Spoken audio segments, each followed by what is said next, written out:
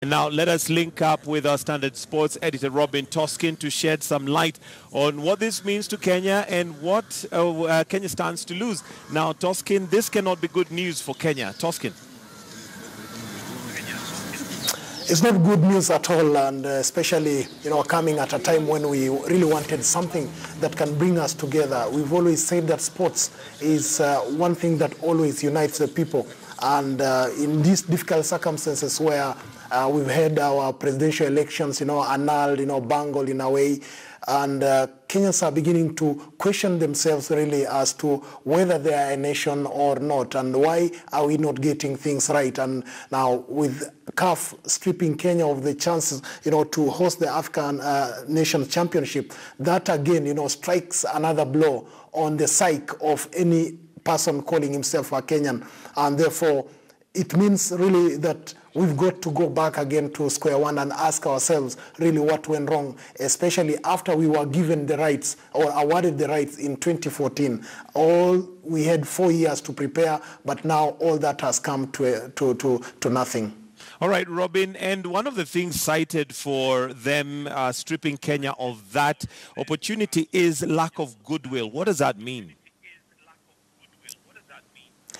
It means really that there was no political goodwill, because a tournament of this magnitude, you need a lot of resources, and those resources is only the governments. It's only the government that can mobilize those kind of resources. What only happens with the federations in charge, for this case, Football Kenya Federation, is that they only facilitate the bidding process, and then they bring on board the government so that all those resources necessary can be mobilized and then actualized. But in this case, FKF bid for this tournament 5 years ago, but then when they were awarded, the government still did not see through all the guarantees that FKF had put at the disposal of the continental body. And therefore, it means so that you cannot depend on FKF really to set up all this infrastructure. They can only give you the roadmap,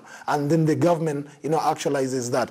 And all this came on the backdrop of the Jubilee government's promise that they were going to build 5 world-class stadia, and therefore FKF took advantage of that and talked with the Minister of Sports, and they agreed that they can put together a bid and see what happens. And that was done, and Kenya was awarded the bid, the hosting rights. But then all the promises that the government had put in place were not actualized.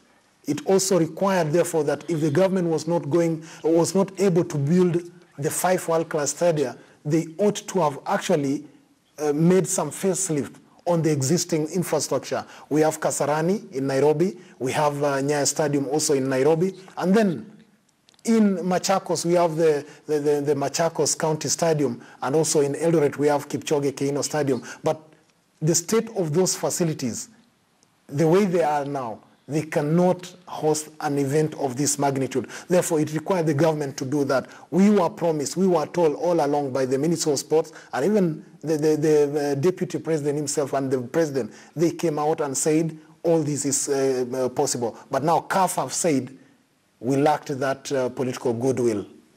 All right, thank you very much, Robin Toskin, there giving us an update on why Kenya was stripped of hosting the Africa National Championships by CAF. And, well, out of 4 stadiums, only one was ready. So there.